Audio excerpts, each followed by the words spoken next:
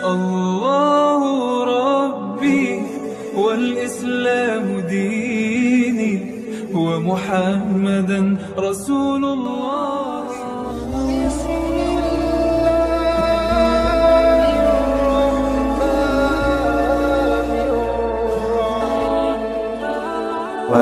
Assalamualaikum warahmatullahi wabarakatuh.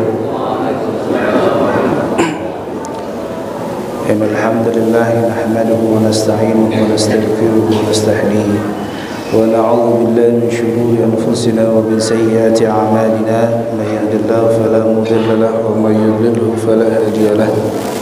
Asyhadu an la ilaha illallah wahdahu la syarika lahu wa asyhadu anna Muhammadan abduhu wa rasuluh. Allahumma salli wa sallim wa barik wa azim wa karim wa syarif ala hadha nabiyil karim wa ala alihi wa sahbihi ajma'in, amma ba'd.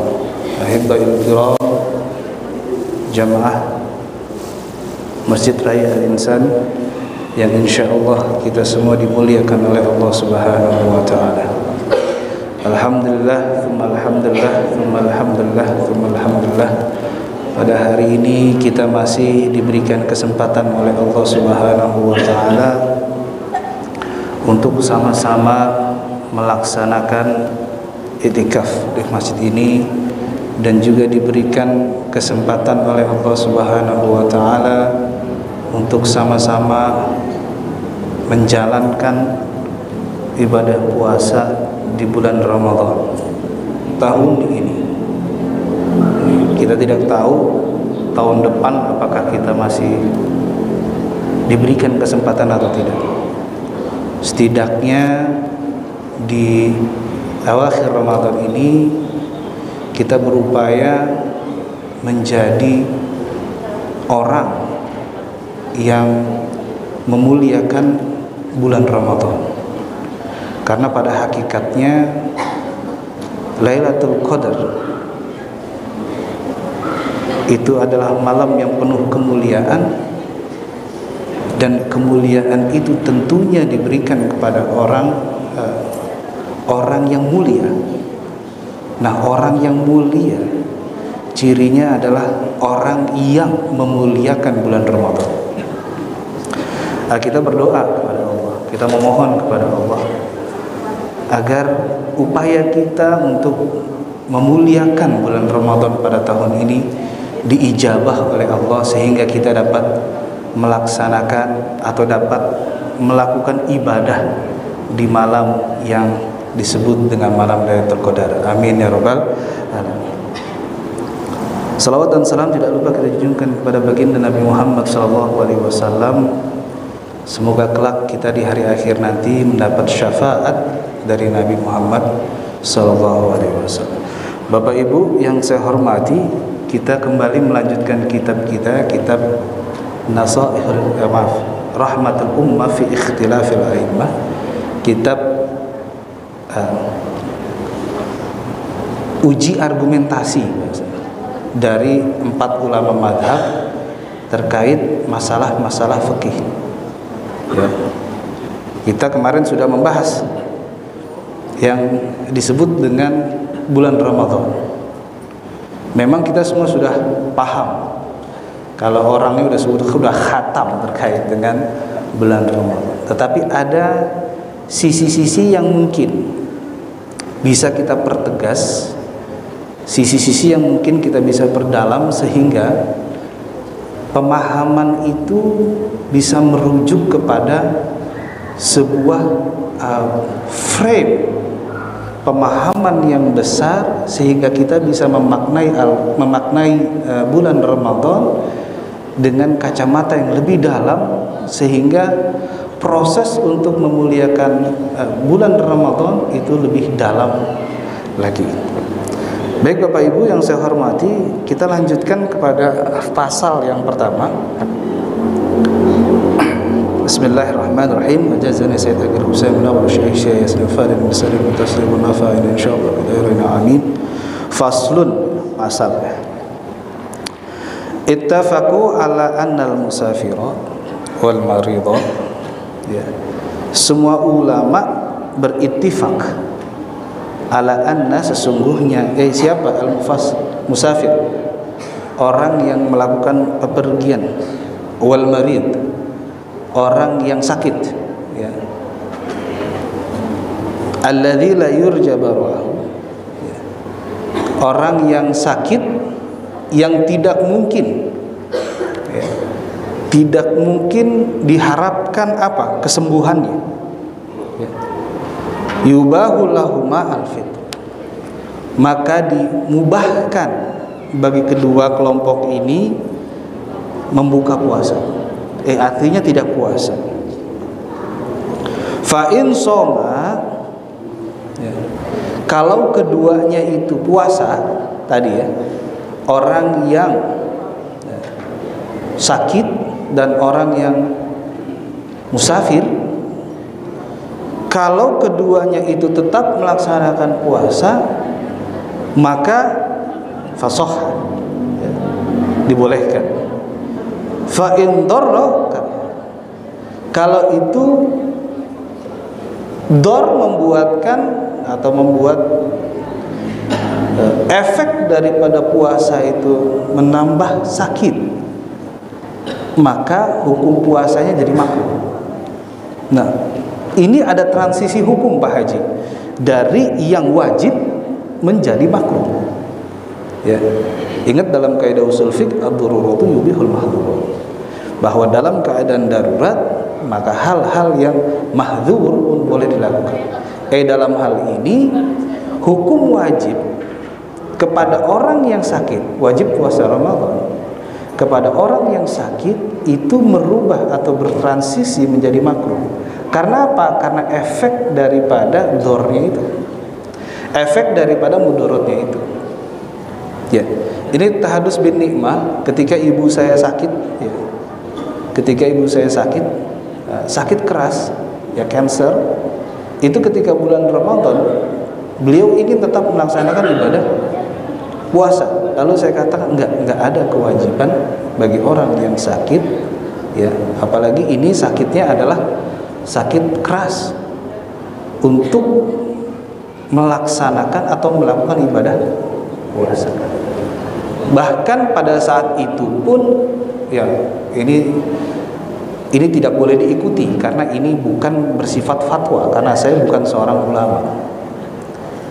Pada saat itu keadaan sudah makin memburuk. Almarhumah ibu saya ingin tetap melaksanakan sholat. Ada dua posisi yang harus dilakukan. Yang pertama adalah tentu harus wudhu, ya.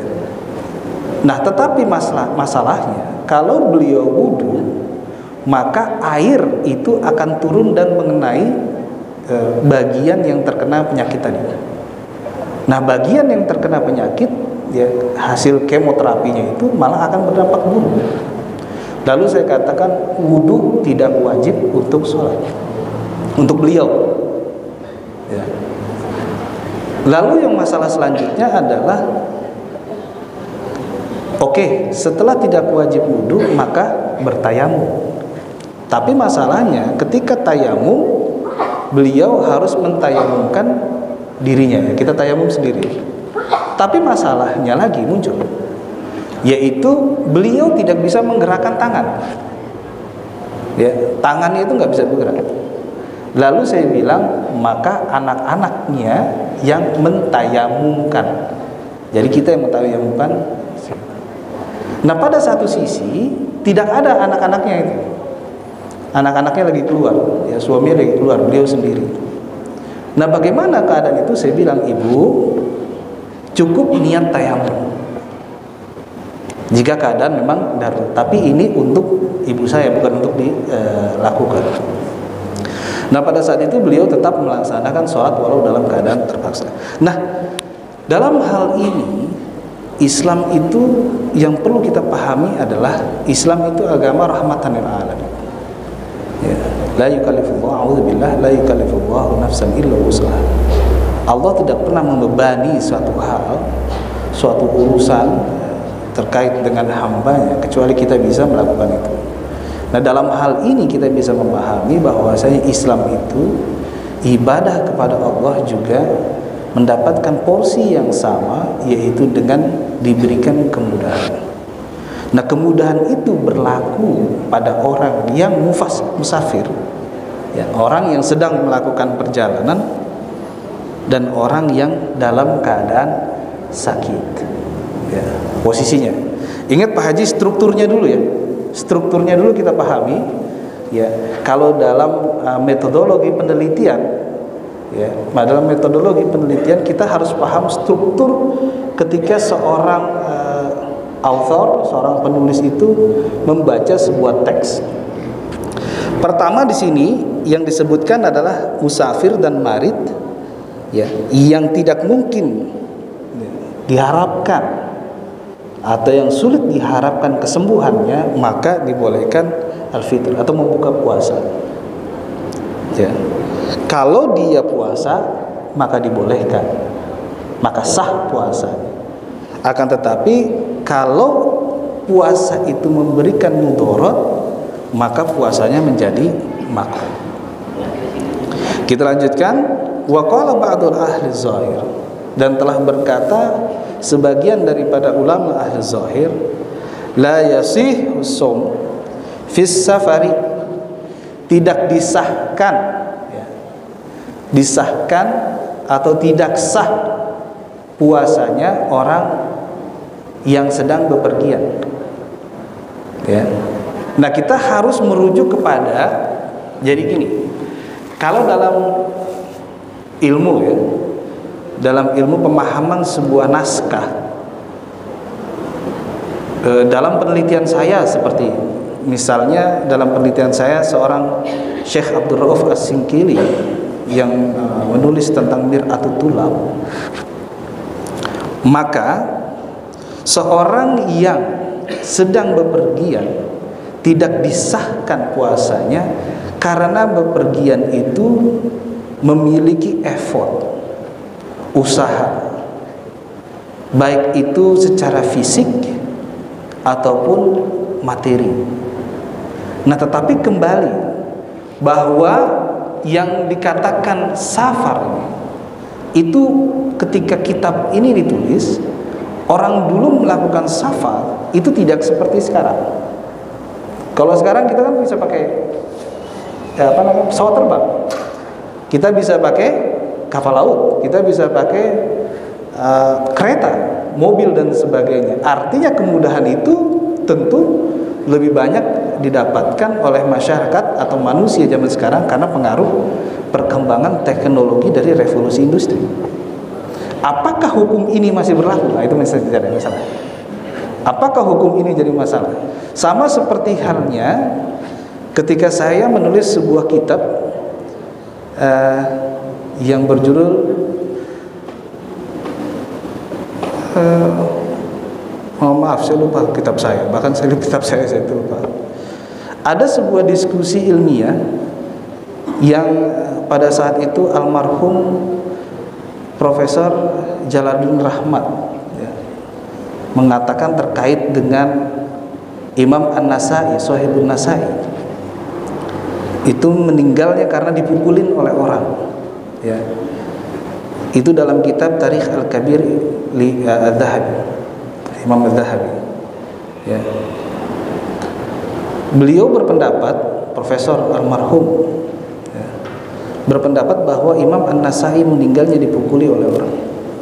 Lalu saya tulis dalam kitab saya, dalam buku saya, bahwa kata-kata dorobu, ya kan, fadorobu alaihi, masyarakat pada saat itu menanyakan Damaskus, ya muhaddits, wahai orang yang memang disandarkan kepadanya banyak hadis, akhbirna an fadilah Muawiyah bin Abi Sufyan, tolong kasih tahu kami fadilah Muawiyah bin Abi Sufyan. Imam Nasai bilang, saya nggak punya. Ayo, kamu pasti ada. Enggak, saya nggak punya. Ayo, kamu pasti ada. Fadluhu alaihi. Ya, fadluhu. Nah, Profesor almarhum Jalaluddin Rahmat itu mengatakan dorob itu dipukul. Jadi Imam Nasai itu di masjid itu digebukin orang. Lalu saya bilang, kata-kata dorob itu tidak selalu diartikan dengan memukul. Tetapi di dalam Al-Quran, Allah mengulang. Kata-kata darab itu juga diartikan kata mengulang. Tapi mengulang dengan adanya ketegasan. Nah, lalu saya katakan dalam kitab saya itu, saya katakan bahwa kata-kata darab dalam hal ini yang ditulis oleh Imam Az-Zahabi dalam Tarikh Al-Kabirnya tidak bisa diartikan sebagai memukul, karena ada dua faktor. Yang pertama, orang tahu dia orang alim. Yang kedua, Imam An-Nasai secara sejarah meninggal di Palestina. Orang yang sudah umurnya 60 tahun dari Damaskus ke Palestina itu membutuhkan waktu yang tidak kurang dari 1 bulan untuk melakukan perjalanan. Nah, kalau misalnya, mohon maaf, bahasanya dipukulin, maka beliau meninggal pasti di daerah dekat situ. Nah, tetapi beliau meninggal jauh. Nah, pemahaman inilah yang saya katakan ketika kita membaca dalam sebuah kitab, kita mengambil sebuah metodologi dalam ilmu hukum yang disebut dengan rekonstruksi hukum. Jadi kita rekonstruksi dulu nih, baru kita bisa mengambil intisari. Karena di dalam hukum kita tidak bisa menetapkan satu hukum atas sebuah analisa yang tergambar satu dari sisi saja. Bahkan kalau di pengadilan kan kita suka lihat ada saksi saksi ahli A, saksi ahli B, saksi. Kan itulah dibuat untuk menggambarkan rekonstruksi hukum, rekonstruksi sejarah, rekonstruksi kejadian dan seterusnya. Nah, kembali lagi ya, bahwa orang yang safar tidak disahkan puasanya. Nah, ini dahulu, karena tadi orang yang safar dari Makkah ke Madinah, bisa bayangin ya, Makkah ke Madinah itu mau naik onta, naik kuda dan sebagainya. Nah, sekarang kita misalnya dari Jakarta ke Bandung udah naik bus, berapa menit nih? Iya kan, berapa? 30 menit. Masya Allah, kita 30 menit naik, ya kan? 30 menit untuk naik Jakarta Bandung. Bahkan nanti Jakarta Surabaya dibikin lagi bus-bus Jakarta gini. Ya, inilah kemudahan teknologi yang manusia kembangkan untuk membantu manusia. Pada hakikatnya teknologi membantu manusia. Tapi apakah hukum ini tetap berlaku? Ya, apakah hukum puasa yang orang safir, orang yang bepergian tidak berlaku? Dalam hal ini banyak ulama yang berpendapat berbeda. Ya. Akan tetapi saya lebih setuju kepada hukum ini tetap berlaku karena memang kondisi. Nah, makanya dalam kuliah saya itu saya tegaskan bahwa jika ada seorang musafir yang pulang kampung mudik misalnya, ya, habis subuh mau kemana Pak Haji? Atau mau kemana Pak? Mau mudik Ustaz. Oh iya. Tapi mudiknya sambil minum kopi sama ngerokok misalnya, itu udah subuh. Boleh atau enggak? Ya kita tidak bisa menjustifikasi bahwa itu haram itu. Tapi memang ada kaidahnya, dibolehkan. Ya mohon maaf, ini hukum. Tapi seyogianya kita perlu memperhatikan bahwa lebih baik untuk melakukan puasa. Kalau tidak kuat, nah itu rasanya. Kalau tidak kuat di tengah jalan atau berdampak buruk, misalnya dia seorang driver, ya, yang berdampak buruk, itu perlu untuk membuka puasa, ya itu dibolehkan. Bahasanya gitu. Jadi apakah boleh saat ini? Oh ini Ustaz, nggak boleh. Itu karena kenapa? Itu karena ditulisnya dalam kitabnya pada saat itu orang melakukan, oh boleh-boleh saja. Nah, karena kita memahami tadi rekonstruksi dulu. Ya, kita merekonstruksi sehingga kita paham. Jadi dalam kitab itu tidak bisa kita langsung klaim A menjadi pemahaman A, langsung kita klaim bahwa itu adalah A. Tetapi kita harus bisa melakukan analisis teks dulu, baru kita bisa mengistimbatkan hukum, mengambil hukum dari analisis tadi. Ya. Wa qala Auza'i, ya, dan telah berkata Imam Auza'i, al-fitr afdhalu mutlaqan. Udah buka puasa itu lebih afdol bagi orang yang safir. Nah itu kembali ya. Kalau dia ada masalah dalam perjalanannya maka boleh ya. Udah mutlak itu ya, afdol lebih baik baginya. Nah ini kembali posisinya. Nah kalau kita naik bus, emang kita nyetir bus? Kan enggak ya. Kita duduk dalam jangka waktu 30 menit lalu naik kereta transit ya, dari itu ke Tegal Alur apa namanya ya. Itu nggak ada effort sama sekali, bahkan kita bisa tidur. Nah makanya ini kita bisa katakan bahwasanya dalam hal ini hukum bagi orang yang safir dengan kemudahan. Nah itu hukum orang yang melakukan perjalanan dengan kemudahan, maka bisa dikatakan lebih baik melaksanakan puasa ya. Kita lanjutkan, waman asbaha shaiman summa safara ya. Barang siapa yang paginya dia shaim atau dia melakukan puasa ya, subuhnya dia puasa, summa safara, lalu dia melakukan perjalanan setelah subuh, maksudnya setelah pagi itu misalnya ya, lam yajuz lahu al-fitr inda thalatha. Nah ini kan tidak diperkenankan bagi orang yang paginya puasa lalu dia melakukan perjalanan ya. Ketika melakukan perjalanan dia berbuka puasa, maka tidak dibolehkan ya, tidak dibolehkan. Inda thalatha maksudnya yang siapa nih?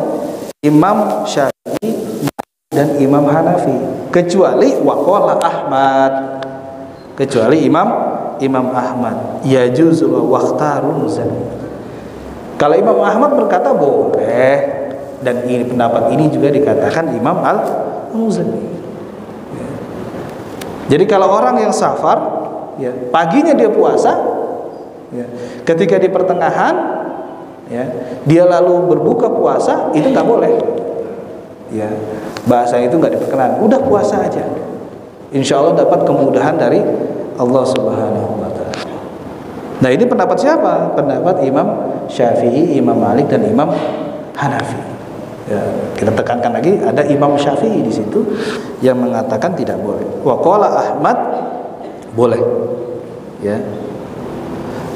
Wa idh qadama musafir muftiron ya. Dan jika seorang musafir itu datang dan dia dalam keadaan berbuka puasa ya, au baru marid, atau orang yang sakit itu ternyata sembuh, au balagha subi, dan ternyata anak kecil itu balik ya, pada siangnya, au aslamal kafir, dan siangnya itu orang yang non muslim, nonis ya, orang yang nonis, yang dikategorikan nonis itu masuk Islam ya, au taharatul haid, atau pada siang harinya wanita-wanita yang haid itu suci ya, mohon maaf ini bahasanya, wanita-wanita yang sedang haid di hari puasa Ramadan di siangnya atau di jam 9, jam 10 atau jam 6 pagi itu bersih dan suci, fi asna'in nahar ya, di tengah-tengah hari, luzumuhum imsak baqiyatin nahar, maka dilazimkan kepada mereka semua melakukan imsak. Apa? Puasa ya, pada sisa harinya. Ini menurut siapa? Inda Abi Hanifah wa Imam Ahmad, menurut Abu Hanifah dan Imam Ahmad ya.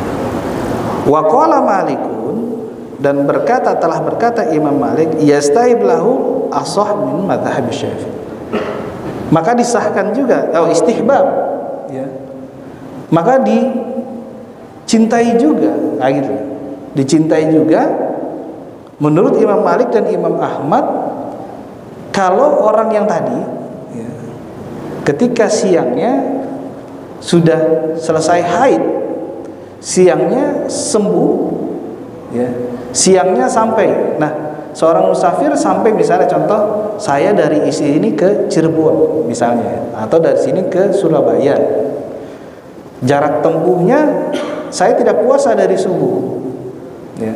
Sampai di Surabaya ini misalnya jam 12 siang, maka dalam mazhab Syafi'i ya dianjurkan untuk melakukan puasa setengah hari selanjutnya, ya, atau sisanya.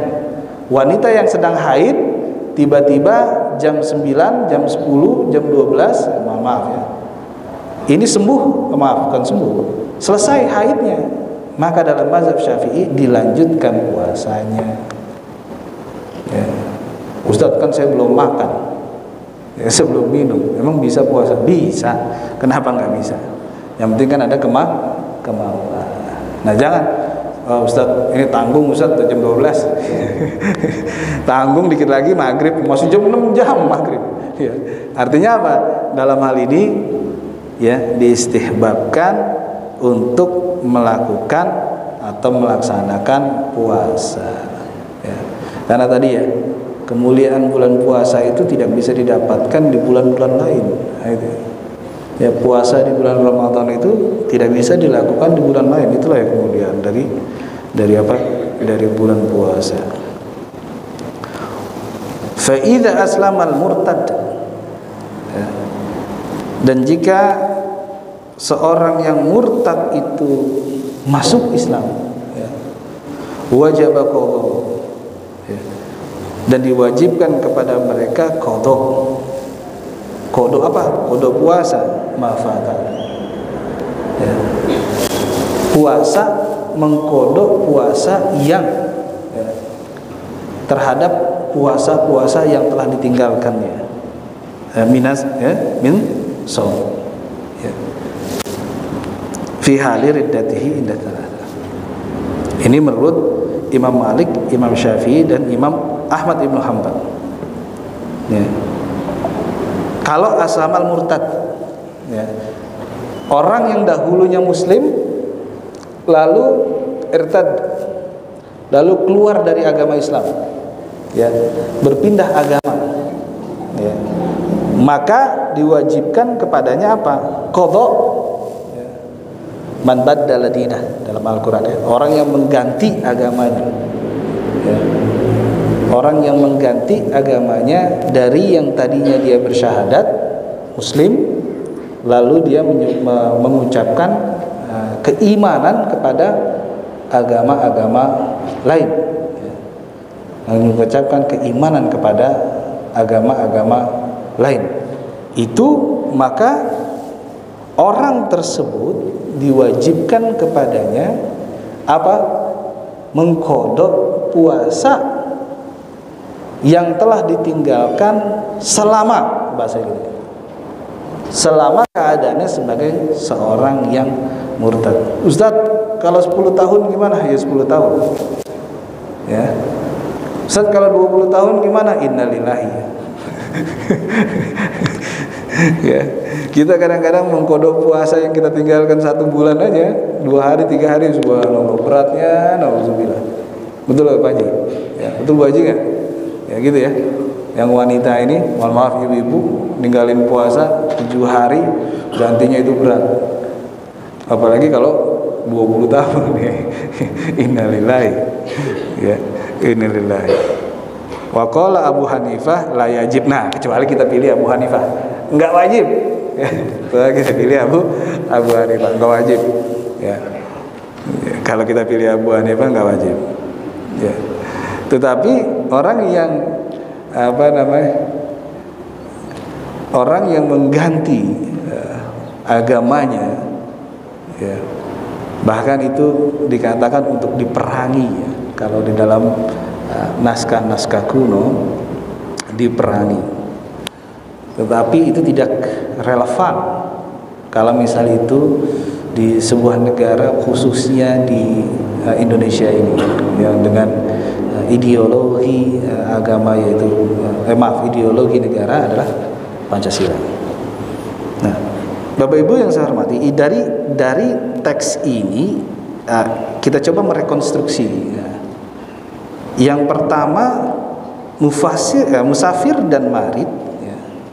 Orang yang melakukan bepergian dan orang yang sakit yang tidak sembuh, ya, yang tidak diharapkan atau tidak mungkin sembuh, maka dibolehkan kepada dua kelompok ini untuk membuka puasa. Artinya apa? Artinya adalah kita sedang musafir, itu yang pertama kita lakukan adalah puasa dahulu. Nah gitu loh bahasanya. Kita puasa dahulu, kalau nggak kuat kita baru buka puasa. Ya. Tetapi ada teks lagi yang mengatakan bahwa kalau Anda musafir, ya sudah, nggak usah puasa. Karena ada dua struktur pemahaman yang setidaknya itu kontradiktif satu dengan yang lain. Yang pertama puasa dulu, kalau nggak puasa, kalau nggak kuat buka. Yang selanjutnya pemahamannya, ya sudah, kalau misalnya musafir itu kemudahan dari Allah untuk berbuka atau tidak melaksanakan puasa. Tetapi yang perlu kita pahami bahwa kalau misalnya safirnya itu atau safarnya itu dengan bantuan teknologi dan itu kemudahan, dan itu tidak menyebabkan efek samping terhadap diri kita, ya, hal-hal yang membahayakan bagi diri kita, maka ya gitu, maka sebaiknya, kalau bahasa saya, sebaiknya kita melakukan puasa. Karena contohnya misalnya kita mudik ke Surabaya, tetapi kita disetirin sama supir kita, sama driver misalnya, ya, itu apakah ada mudarat bagi kita? Nggak ada. Ya, maka puasa seharusnya atau seyogianya tetap dilakukan. Ya. Karena kenapa? Ya karena itu. Karena argumentasinya adalah tidak ada kemuliaan yang Allah berikan selain berada pada bulan Ramadan. Bahkan puasanya pun khusus, ya, puasanya khusus. Nah, tetapi bagaimana jika ada orang yang berargumentasi, ya Ustaz, saya harus berbuka puasa karena bahaya bagi saya. Oh, silahkan. Atau misalnya ada orang yang tadi sebelum melakukan perjalanan udah buka puasa duluan. Ya, kalau orang berperang ibaratnya sebelum perang udah mati duluan. Ya, udah tahu mau jihad nih. Ya, bismillah mau jihad. Sebelum dimulai udah mati duluan. Ya, itu bahasa gitu. Nah, itu adalah orang yang sebelum jihad udah mati dahulu. Ya. Nah, dari ini tentu banyak perbedaan pendapat dari ulama-ulama tadi. Ya. Maka dalam hal ini kitab ini berjudul Rahmatul Ummah fi Ikhtilafil A'immah. Ya. Bahwa perbedaan itu merupakan sebuah rahmat. Ya, perbedaan pendapat atau perbedaan argumentasi daripada ulama itu memberikan sebuah rahmat bagi kita. Nah, tentu kita garis bawahi adalah a'immah. Ya, a'immah, ulama. Apakah kita ulama? Kita bukan ulama. Ya. Nah, dalam hal ini sebenarnya yang sering saya katakan bahwa kalau kita pahami lebih dalam dari perbedaan-perbedaan ulama itu sebenarnya memberikan sebuah gambaran yang sangat gamblang bahwa Islam itu sebenarnya memberikan kemudahan bagi umatnya. Ya. Bukan memberikan sebuah yang dikatakan oleh para peneliti barat bahwa Islam itu agama yang sulit dan mempersulit. Ya. Kenapa? Karena tadi jika satu kondisi kita tidak memungkinkan, maka kondisi lain ada yang itu memungkinkan dan itu memberikan kemudahan. Contohnya bagi orang yang sakit, ya, bagi orang yang gila. Nah, Ustaz, bagaimana kalau ada orang gila yang sengaja gila?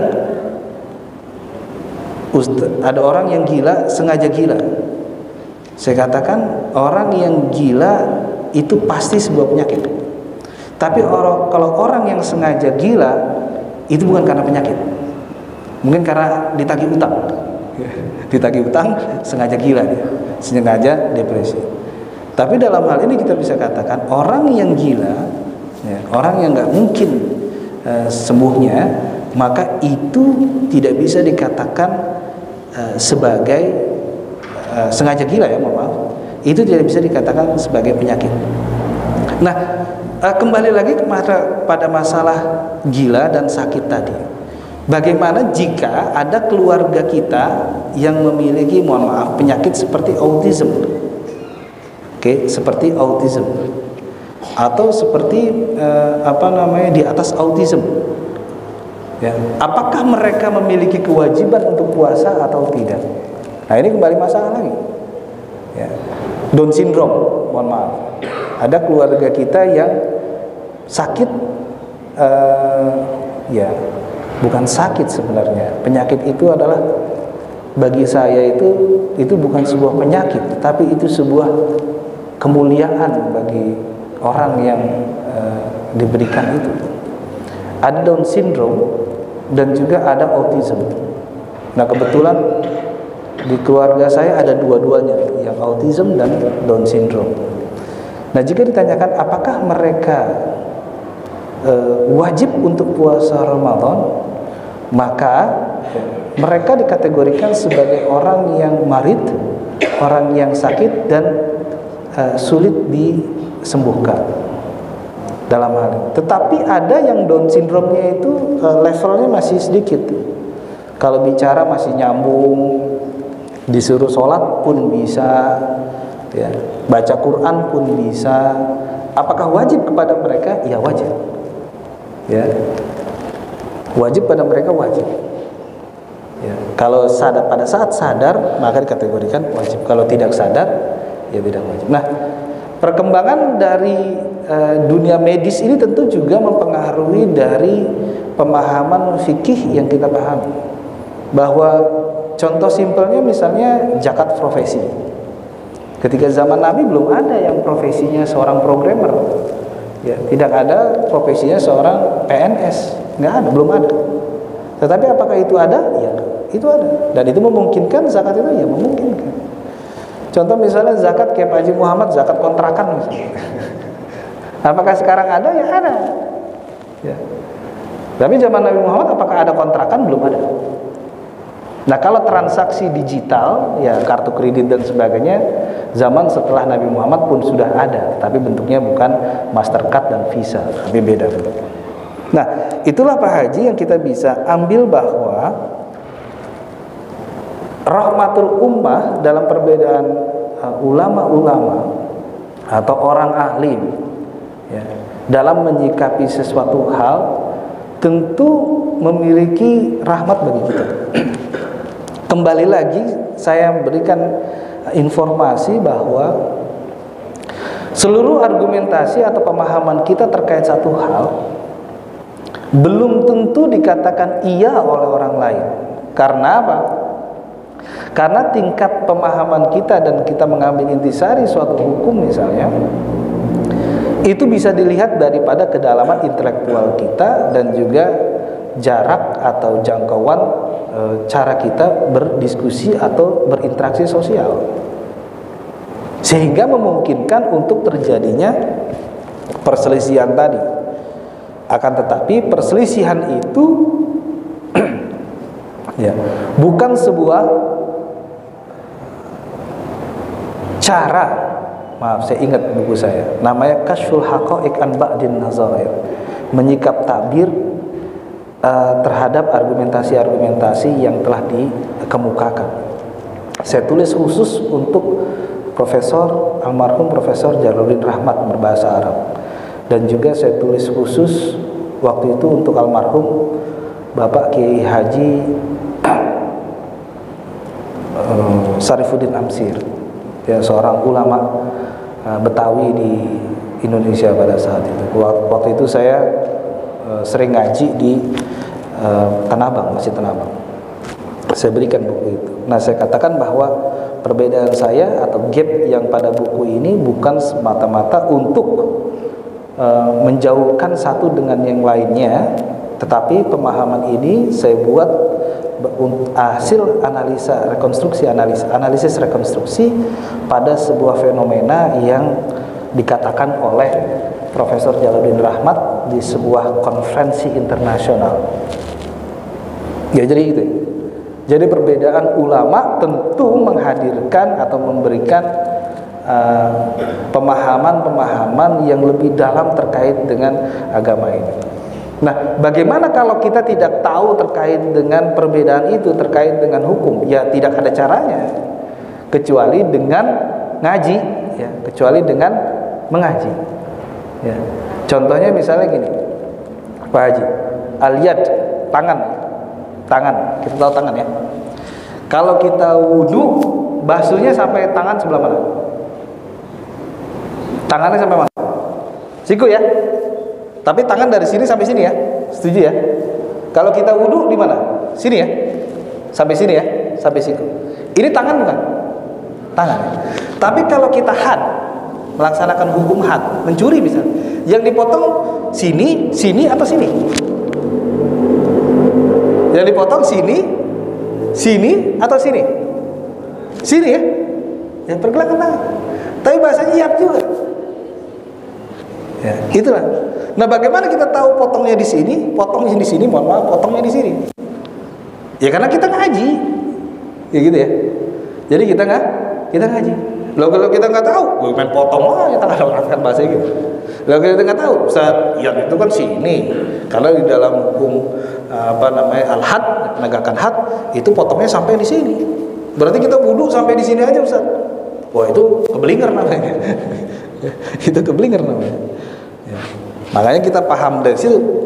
Padahal kata-katanya sama. Ya. Padahal kata-katanya sama. Iyat. Tapi iyat itu dari sini sampai sini. Batasannya mana? Potong tangan di sini. Kalau wudu sampai sini. Nah, dari mana kita tahu? Kita ngaji. Nah, kembali lagi tadi, perbedaan-perbedaan tadi itu banyak sekali kita jumpai dalam Al-Quran. Bahkan perdebatan-perdebatan itu juga banyak sekali yang kita temukan dalam kitab-kitab klasik, sehingga rekonstruksinya itu lebih menyeluruh bahasa saya. Ya, rekonstruksinya itu lebih menyeluruh bahasa saya. Karena apa? Karena tadi ya, kita memahami teksnya itu tidak pada satu fenomena saja, melainkan dari berbagai macam fenomena. Nah, kalau kita pahami, nah itu, kan ada ulama yang memahami fenomena itu berdasarkan satu fenomena dihukumi satu. Ya, inilah yang kalau orang-orang tafsir mengatakan tekstual. Ya. Orang yang tekstual. Tetapi ingat juga bahwa Al-Quran tidak selalu bisa dipahami dengan keadaan tekstual. Ya. Harus pada satu sisi dikatakan juga sebagai pemahaman inkontekstual. Ya. Contohnya begini Pak Haji, kalau dalam hukum Al-Quran kita dibolehkan menikahi wanita muslimah, betul atau tidak? Betul ya? Kata-katanya itu wanita muslimah. Kalau kita pahami secara tekstual, maka seluruh wanita muslimah boleh kita nikahi, termasuk apa? Termasuk ibu kita, termasuk adik kita, termasuk bibi kita. Oh, nggak bisa. Ya, nggak bisa seperti itu. Walaupun ada penjelasan di dalam Al-Quran, bilang hurmat alaikum ummahatukum wa banatukum. Tapi kalau kita misalnya satu ayat kita pahami secara tekstual, boleh. Ya. Makanya itu adalah dalam kaidah ilmu tafsir, ya, bahwa satu teks yang umum maka tidak akan terlepas dari pemahaman yang spesifik. Ya, pemahaman spesifik itu bisa menjelaskan pemahaman yang umum. Nah, tadi contohnya. Nah, kalau kita pahami secara umumnya saja, maka tentu pemahaman itu tidak sesuai dengan apa ya. Nah, dalam hal ini perbedaan itu muncul karena tadi pemahaman itu pun muncul karena banyak orang yang menginterpretasikan. Orang yang memahami dari sisi sudut pandang, pengetahuan, intelektual, masalah sosial yang berbeda, sehingga pemahaman itu lebih banyak dan lebih luas. Baik, mungkin ada sekitar 5 menit. Apabila ada yang ingin tanyakan, saya persilahkan. Kami persilahkan. Ada yang ingin tanyakan? Baik, kalau tidak ada? Oh, tidak ada. Baik, kalau tidak ada, kembali lagi bahwa ada doorpress 3 Al-Quran. Oh, baik. Ada doorpress 3 Al-Quran. Wah, ini kitab dari masjid. Dari Makkah ini. Lihat. Alhamdulillah ada doorpress 3 Al-Quran. Ini cetakan. Oh, bagus. Baik. Ada doorpress 3 Al-Quran. Baginya gimana ya?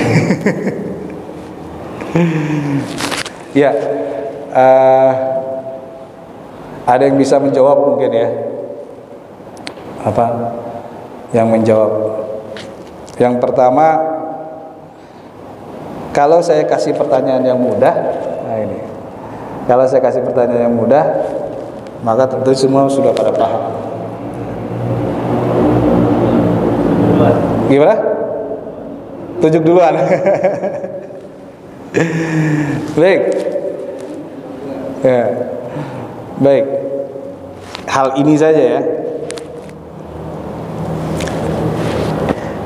Kalau menurut Bapak Ibu, apa yang dilakukan, apa yang perlu dilakukan oleh seorang musafir ya, jika dalam berpergiannya dia dalam keadaan sakit,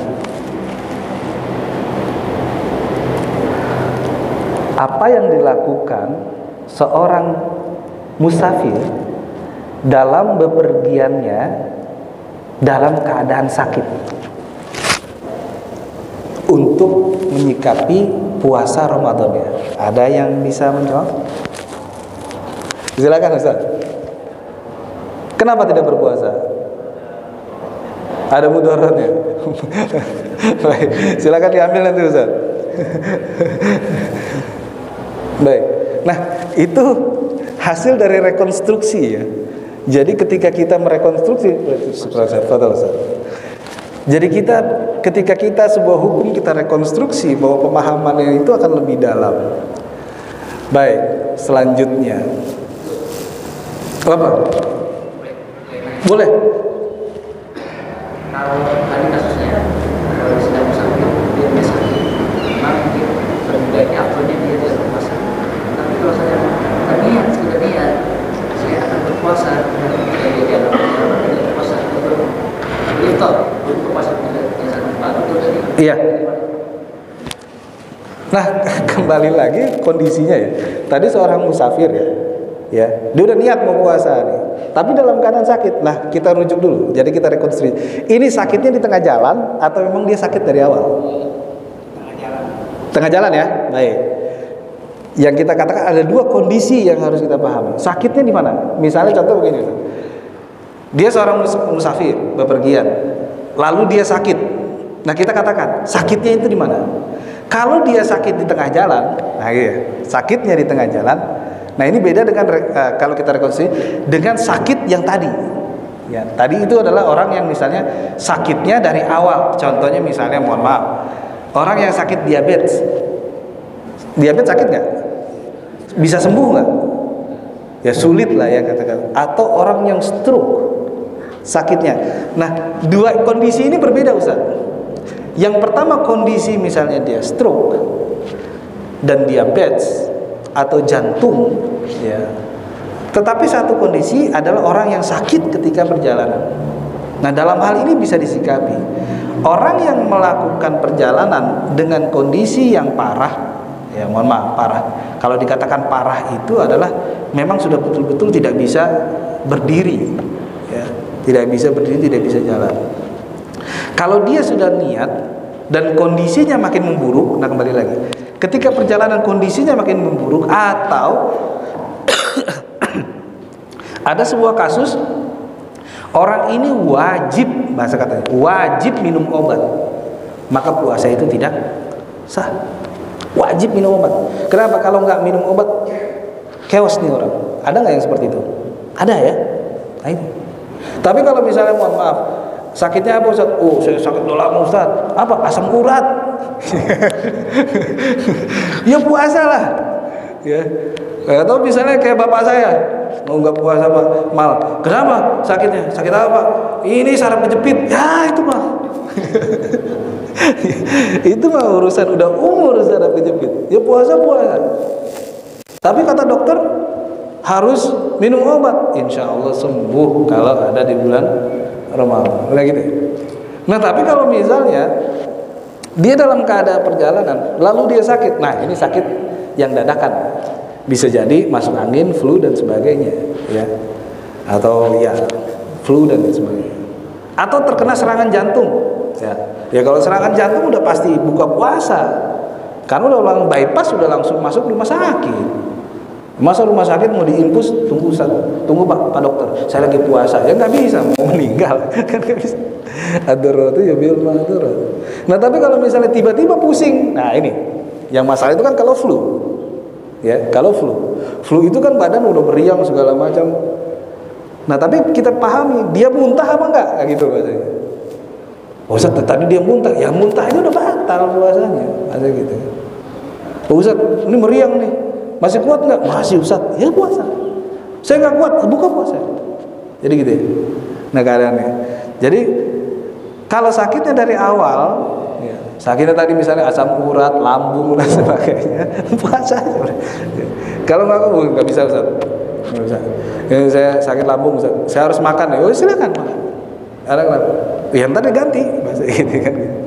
Bahasanya diganti. Baik, gitu Pak Haji ya. Ya. Jadi kita harus memahami sakitnya dulu. Jangan kita langsung, oh itu boleh buka, oh nggak bisa. Kita jadi dalam hukum itu kita rekonstruksi dulu agar bisa memberikan gambaran. Selanjutnya, ada kasus seorang wanita haid di bulan Ramadan. Jam 9 pagi suci, selesai haid, mandi dan sebagainya. Jam 12 haid lagi. Jam 1 selesai lagi. Tadi ya. Ada nggak kasus ini? Ada loh pasti. Wanita haid jam 9 pagi selesai, bersih, mandi, selesai. Lalu jam 12 haid lagi. Ya. Jam 1 selesai lagi. Apakah wanita ini wajib melakukan puasa di setelah jam 9 atau puasanya cukup pada saat benar-benar yakin nanti jam 12, jam 1? Ibu-ibu? Nah jadi gitu hukumnya. Ya. Gimana Bu Haji, ada yang bisa menjawab?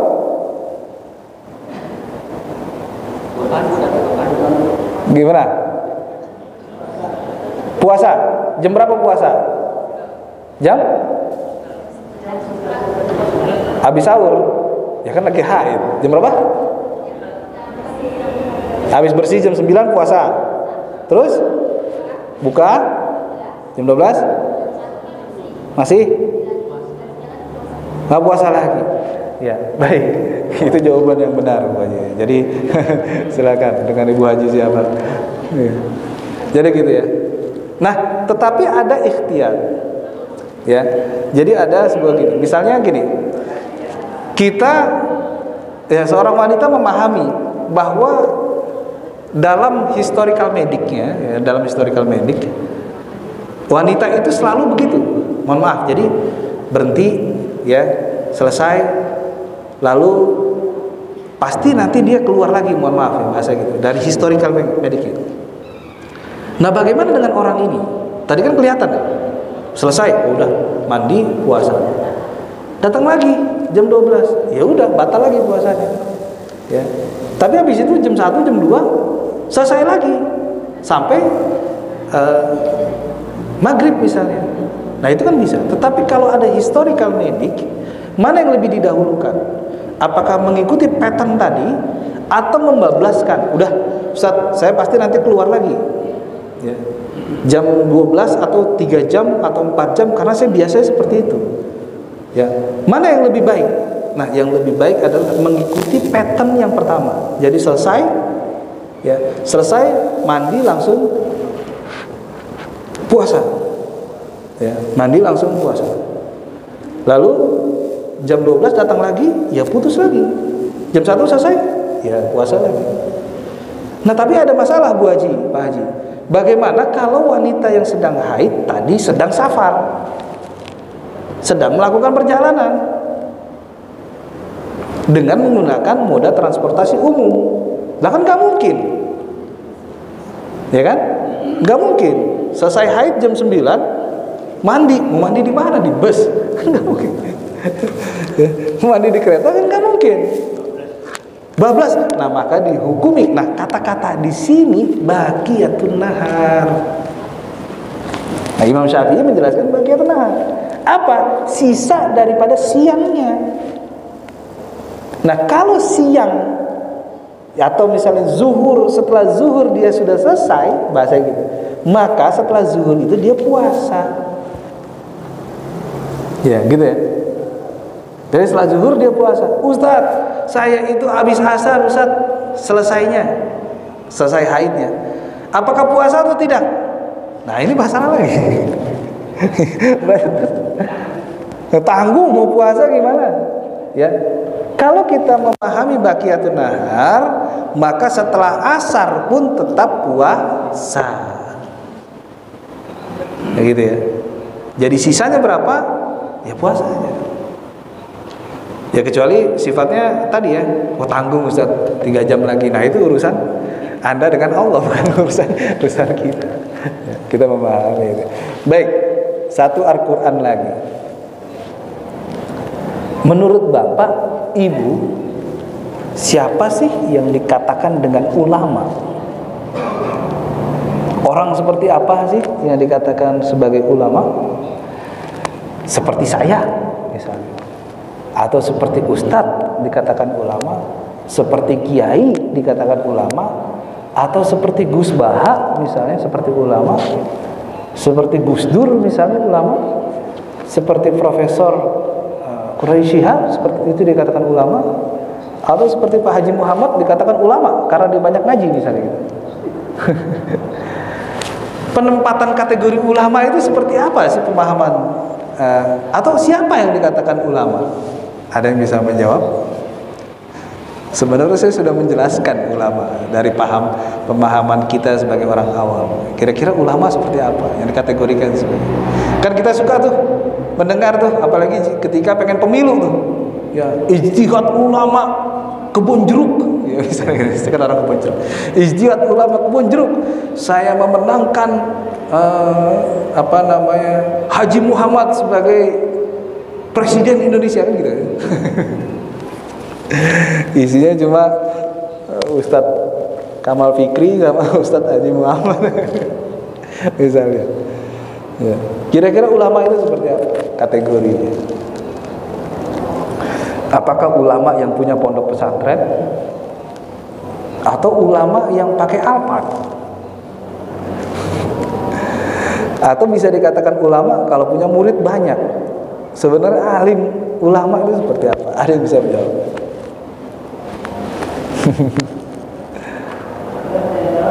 Ada yang jawab?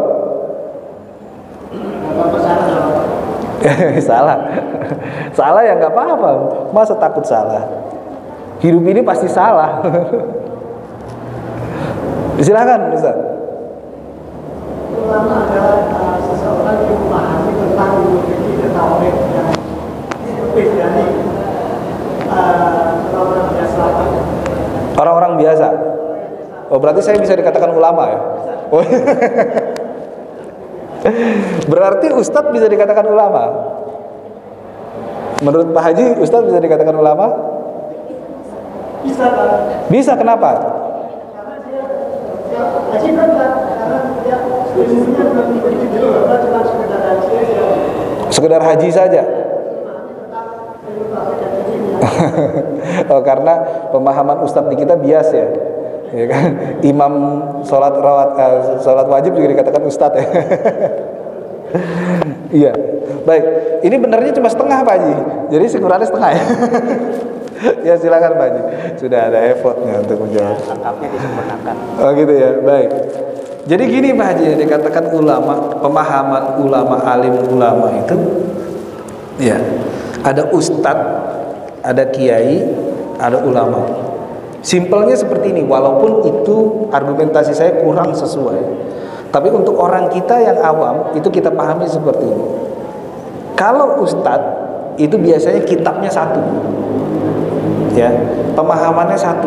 Dia nggak bisa mendiskusikan dalam kitab ini begini, dalam kitab ini begini, dalam kitab ini begini, sehingga kesimpulannya seperti ini. Nggak bisa, belum bisa, bukan nggak bisa, belum bisa. Biasanya kalau misalnya pemahaman misalnya setelah sholat Jumat kita sholat zuhur lagi, wah semua jamaah. Nah itu biasanya Ustaz. Ada di atas itu, ini maaf, ini pemahaman orang awam ya, pemahaman kita orang awam, agar kita bisa mengkategorisasi tadi. Kiai di atas itu. Kiai siapa? Kiai itu biasanya memiliki banyak kitab, bisa mendiskusikan, ya, bisa memberikan pemahaman, dan bisa memberikan analisis terhadap satu fenomena. Biasanya kiai memiliki santri, biasanya, atau kiai memiliki pengajian, biasanya. Tapi beliau belum memiliki karya, biasanya. Kalau alim dan ulama ini dari sisi ilmu pengetahuan saja, walaupun ini tidak begitu sesuai, tapi minimal kita orang awam memahami. Kalau ulama itu memiliki banyak kitab, bisa mendiskusikan fenomena itu dengan secara detail dan gamblang, ya. Dan dia juga memiliki kitab. Jadi pernah menulis, ya, pernah menulis sebuah kitab, walaupun itu kitabnya mukhtasar, ringkas. Ini pemahaman saya untuk bisa dipahami, tapi ada ulama yang tidak memiliki kitab. Apakah itu bisa dikategorikan? Iya, bisa. Tapi biasanya itu benar-benar alim, benar-benar alim. Nah, jangan sampai kita memahami seperti tadi, ya, ijma ulama Kebon Jeruk. Nah, isinya Ustadz Kamal Fikri. Itu dikatakan ulama? Belum bisa dikatakan ulama. Dia hanya ustadz, ya, hanya ustadz yang mungkin yang bisa mendiskusikan. Jadi begitu pemahamannya. Ya Pak Haji ya. Jadi tidak bisa kita katakan, belum bisa kita katakan ustadz itu dikatakan seorang alim alama atau ulama. Ya, karena kenapa? Nah, kalau semuanya kita kategorikan sebagai ulama, bisa chaos. Ya, bisa chaos dalam artian kenapa tadi?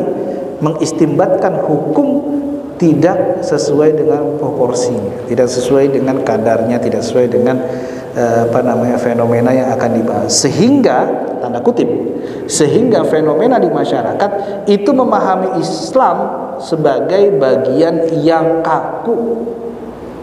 Ya, contoh simpelnya begini Pak Haji. Ada jamaah masjid saya yang mengatakan, yang berpendapat bahwa orang yang badannya tatoan, mohon maaf, orang yang, ini saya sering katakan ke Pak Haji Muhammad di pengajian saya, orang yang badannya tatoan itu tidak berhak di saf awal, memberikan justifikasi seperti itu. Saya katakan enggak. Dia dahulunya berbuat tidak baik, urusan dia sama Allah. Kalau dia ingin di saf awal, saf awal. Kenapa harus memberikan perbedaan antara dia dengan kita? Sedangkan Allah saja menerima taubatnya kalau orang itu tahu. Maka saya katakan, kenapa kita lebih sering ingin menjadi Tuhan untuk memberikan justifikasi, karena hal itu tidak berbeda. Nah itu. Jadi karena satu pemahaman, nggak bisa. Orang yang hidupnya sudah dahulunya jelek, ya nggak bisa di saf awal. Itu hanya untuk orang-orang yang ustadz. Enggak. Kalau memang dia mau bertobat, Allah memberikan kemudahan, kenapa tidak? Nah, karena soft awal itu sudah pasti penghuni surga, ya belum tentu. Bahasa gitu, su'ul khotimah atau husnul khotimah. Nah ini jadi permasalahan. Nah kita sering melakukan justifikasi itu, sehingga justifikasi atau menghukumi itu pada satu titik fenomena yang mungkin tidak sesuai dengan ekspektasi dan harapan dalam Al-Quran dan dalam As-Sunnah, sehingga kita menghukumi itu hanya batas kemampuan itu. Apakah itu sah? Itu sah. Kenapa? Itulah bentuk dalam kajian filsafat pengetahuan. Karena manusia itu menjustifikasi berdasarkan panca inderanya saja, itu sudah pasti. Di luar panca indera manusia tidak bisa memberikan justifikasi. Saya bisa menilai itu warna putih, warna biru itu warna hitam karena panca indera. Di belakang saya tidak tahu warnanya apa. Nah, itu ya. Jadi manusia bisa menilai karena bantuan panca indera, selebihnya itu tidak. Nah, jangan sampai bantuan panca indera itu menipu kita sehingga justifikasi terhadap agama itu bahasanya kurang sesuai. Baik, Pak Haji, mungkin itu yang bisa kita sampaikan untuk pada hari ini. Insya Allah kita akan lanjutkan nanti setelah bulan Ramadan di masjid ini. Seperti biasa, sebelum kita tutup pengajian ini, marilah sama-sama kita kirimkan Al-Fatihah, terutama untuk diri kita, wabil khusus untuk orang tua kita, wabil khusus untuk para muhsinin, muhsinat, wabil khusus para pengurus masjid, wabil khusus ya untuk diri kita, agar Allah memberikan kepada kita kemuliaan, karena kita sudah berupaya untuk menjadi orang yang mulia di bulan Ramadan.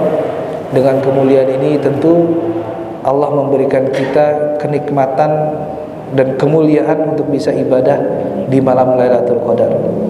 Selanjutnya kita memohon pada Allah untuk muhsinin muhsinat, orang yang sudah membantu masjid ini dan seluruh masjid di dunia, orang yang telah membantu orang muslim dan seluruh umat manusia, umat Islam di dunia, agar Allah Subhanahu wa taala memberikan keberkahan atas usahanya yang membantu dengan tenaga, keberkahan atas ilmunya yang membantu dengan ilmu pengetahuannya, keberkahan atas hartanya yang membantu dengan harta mereka.